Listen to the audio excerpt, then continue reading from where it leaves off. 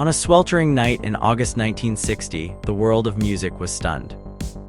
In the dazzling lights of a Las Vegas hotel ballroom, Elvis Presley, the king of rock and roll, stood before a crowd of 200 reporters and critics for an unprecedented press conference. It was a move that shocked everyone.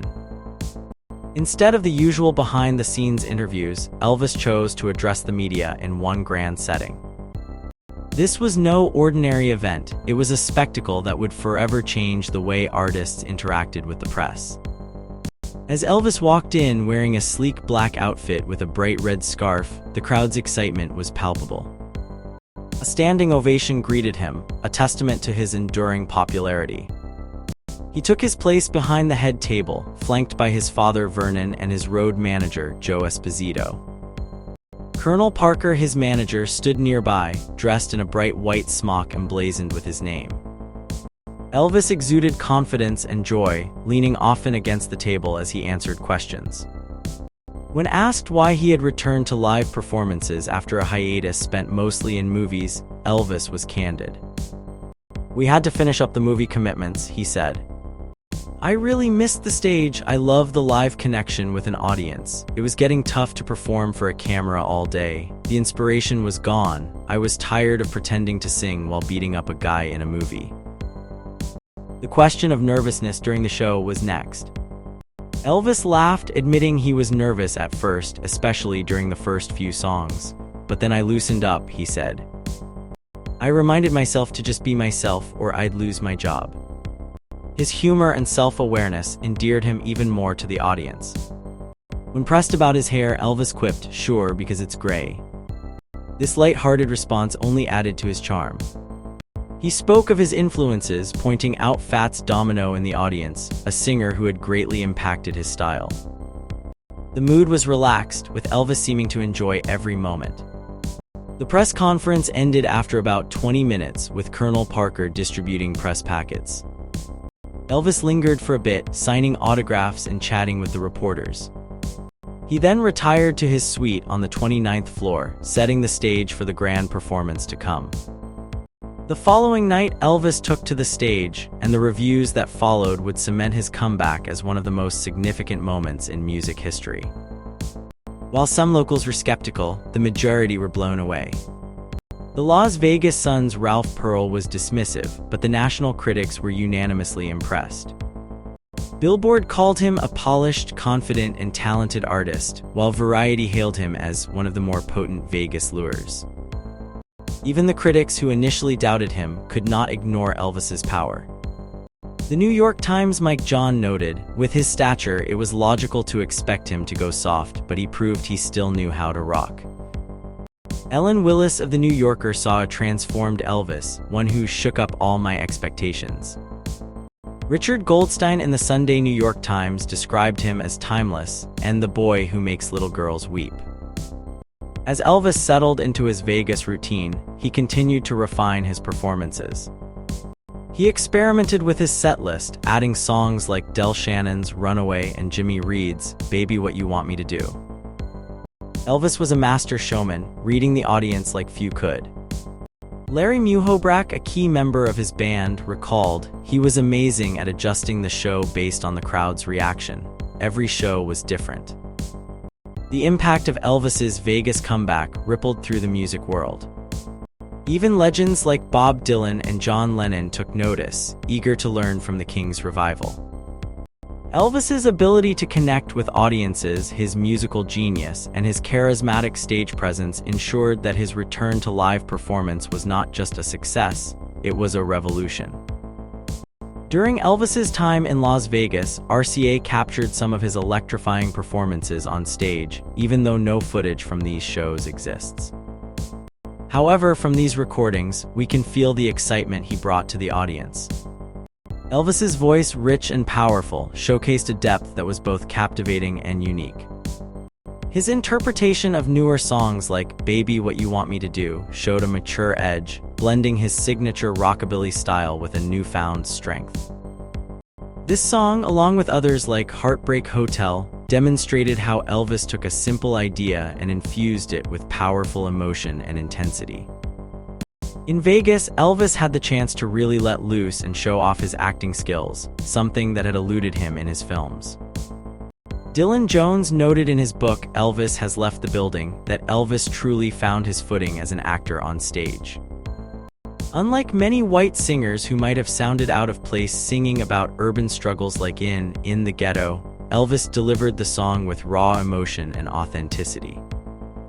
His performance of I Can't Stop Loving You showed his ability to bring deep feeling to even the most straightforward love songs. Even when tackling something unconventional like the Bee Gees' Words, Elvis managed to infuse it with real passion. One standout performance was his rendition of Suspicious Minds. Elvis transformed this song into a 7-minute emotional journey, repeating key lines with varying intensity, building the song to a powerful climax. His ability to convey anguish and love through music was remarkable. It was clear that Elvis was not just singing, he was telling a story that resonated deeply with his audience. Elvis's stage presence was enhanced by his talented backing group. The sweet inspirations added soulful harmonies that filled the venue, while James Burton's guitar work was always precise and engaging. Elvis had a special rapport with Burton, often encouraging him with a simple, "Play it, James," as he unleashed solos that were both impressive and unpretentious. The only element that didn't quite reach its full potential was the orchestra. Frank Leone, who played piano, felt that the orchestra was underutilized because Elvis often didn't come to rehearsals with written arrangements. Despite this, the musicians were incredibly skilled, and their presence only served to elevate Elvis's performances. As the Vegas engagement progressed, Elvis's banter with the audience became increasingly playful and unscripted. He would make silly jokes, interrupt himself, and even mock the situation, all while maintaining a charming, self-deprecating tone. This casual approach made him seem more relatable and human, even as he struggled with the pressures of fame. Elvis's insecurities were evident. He felt like an outsider and was always worried that his success could vanish at any moment. One night, midway through his show, Elvis took a moment to reflect on his journey. He shared stories about his early days driving a truck and training to be an electrician before breaking into the music scene. He recounted how he stumbled into a record company on a whim and how his first record became a local sensation in Memphis. These stories were raw and honest, offering a glimpse into the man behind the legend. However, Elvis's comfort with this kind of sharing was limited. He was most at ease when he could keep things light and avoid serious topics. Despite his best efforts to sound casual, Elvis sometimes veered into uncomfortable territory with his jokes. His humor was often based on double entendres or off-color remarks, which were more suitable for adult audiences than families with children. Colonel Parker, his manager, had to remind Elvis to be mindful of his language, especially during family-friendly shows. In rehearsals, Elvis would sometimes insert funny or risque lyrics into familiar songs just to entertain himself and the crew. One memorable moment came during a midnight show when he was performing "Are You Lonesome Tonight?" He playfully changed the lyrics to poke fun at his own baldness, creating a moment that would be remembered for years to come. Overall, Elvis's performances in Vegas were a testament to his talent, charisma, and ability to connect with his audience. Despite his onstage antics and insecurities, he delivered powerful, unforgettable shows that solidified his status as a rock and roll icon.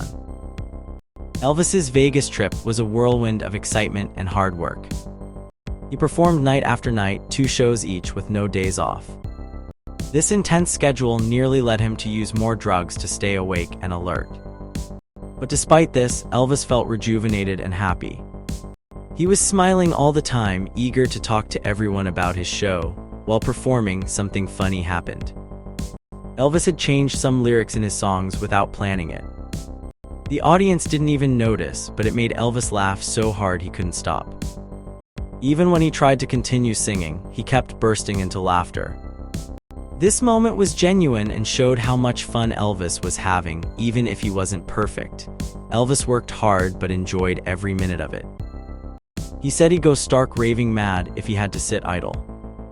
His friend Lamar Fike explained how tiring the schedule was, comparing it to running a marathon with almost no rest. This hard work likely made Elvis turn to drugs more to keep going, but offstage, Elvis was a different person.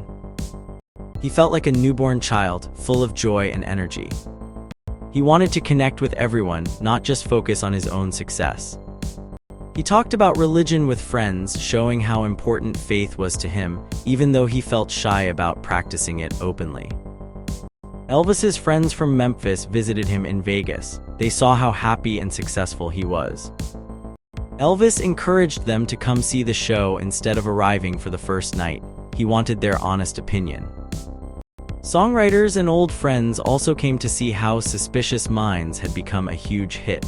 Even his doctor and karate instructor stopped by. Many entertainers visiting Las Vegas at that time also came to see Elvis perform. They were all impressed by his talent and energy. Some had not been fans before but changed their minds after seeing him live.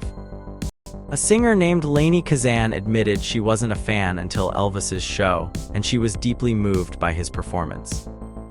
Another singer, Petula Clark, praised Elvis's stage presence, calling him a stage animal with great magnetism.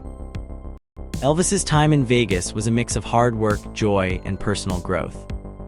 Though he faced challenges like the pressure of constant performances and temptations, he found happiness and a renewed sense of purpose. His story shows how one person's dreams and hard work can lead to unexpected success, and how staying true to yourself, even in tough times, can make all the difference.